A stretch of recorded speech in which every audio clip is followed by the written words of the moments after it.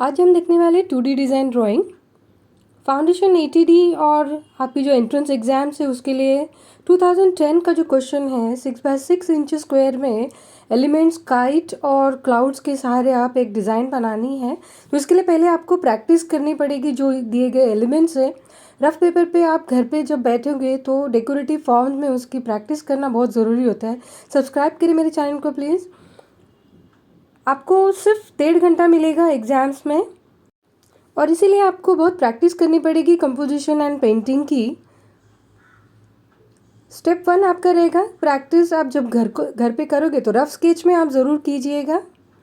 Step 2 आप जब drawing करोगे तो शेप जो है वो एग्जैक्टली सेंटर में कैसे आप सेट करोगे वो देखते हैं।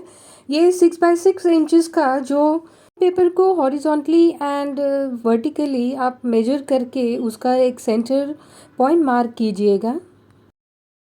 तो इस तरह हम निकालेंगे, इसका सेंटर पॉइंट मार्क कीजिएगा। मार्क करने के बाद 6 इंचज़ का हाफ होता है 3 इंचज़ और फिर आपको लेफ़्ट एंड राइट में हॉरिजॉन्टली और अप एंड बिलो आपको वर्टिकल सेट करके एक स्क्वायर रेडी करना है 6 इंचज़ बाय 6 इंचज़ का। इस तरह बहुत आसान तरीका है। स्टेप 3 रहेगा कंपोजिशन। ये बहुत ही इम्पॉर्टेंट है। गोल्डन पॉइंट आप इस तरह ड्रॉ करना है स्पाइरल की तरह और जो आपको चूज़ करना है एलिमेंट वो यहाँ पे ड्रॉ करना है डेकोरेटिव फॉर्म में, जैसे डेकोरेटिव काइट मैं यहाँ पे ड्रॉ कर रही हूँ। हो सके तो एक लाइट स्केच करके फिर उसमें जैसे चाहिए वैसा आप सेट कीजिएगा डिज़ाइन। आपका मनपसंद जो डिज़ाइन है वो गोल्डन एरिया में आप बनाइए। फिर हम उसको ओवरलैप करते हुए हर एक जो दिए गए एलिमेंट्स है जैसे क्लाउड्स है, लाइंस हैं, उसको आप रिपीटेशन फॉर्म में भी यूज़ कर सकते हैं, आप उसको रिपीट कर सकते हो। तो ये इस तरह हमने काइट की डिज़ाइन जो है डेकोरेटिव फॉर्म में वो ज्योमेट्री डिज़ाइन मैंने यहाँ पे ली है, ज्योमेट्रिक फॉर्म ऑफ काइट। ये इस तरह मैंने ड्रॉ की है। देखिए प्रैक्टिस करना तो बहुत ज़रूरी होता है। अभी हम क्लाउड ओवरलैप करने वाले हैं एंड करते हुए आपको बहुत सोचना है इस तरह कि क्लाउड के ऊपर काइट रहेगा और दूसरा क्लाउड जो है वो आजू बाजू में होके दूसरा जो काइट है वो भी आप क्लाउड के नीचे बराबर ओवरलैप करना है। उसका जो मांझा है वो क्लाउड के ऊपर से ओवरलैप करते हुए दिखाइए। कंपोजिशन बहुत ही अच्छा होना चाहिए। आप एलिमेंट्स को रिपीट कर सकते हैं, आपको उतनी सहूलत दी जाएगी।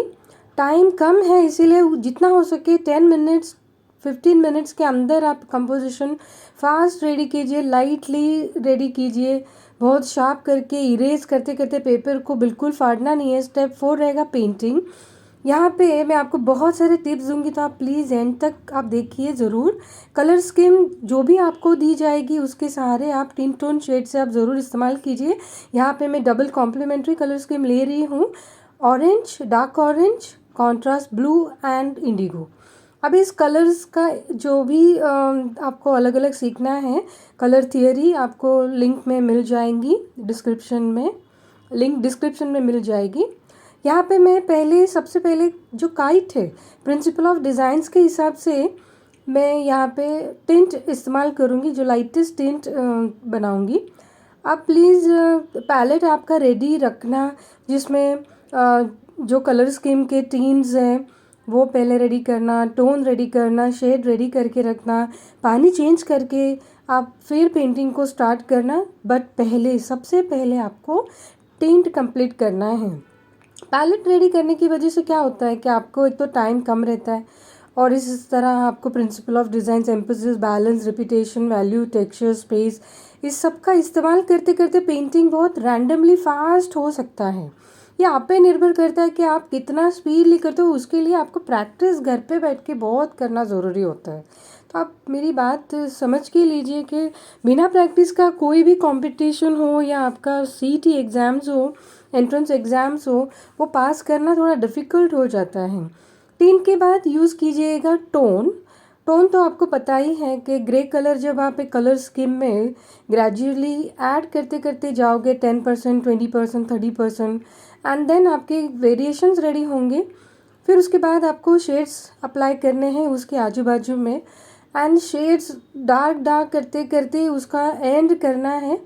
और एंड के बाद आपको बहुत अच्छी तरीके से सोच समझ के टेक्सचर्स को इस्तेमाल करना है, सिर्फ 30%, बहुत ज़्यादा नहीं।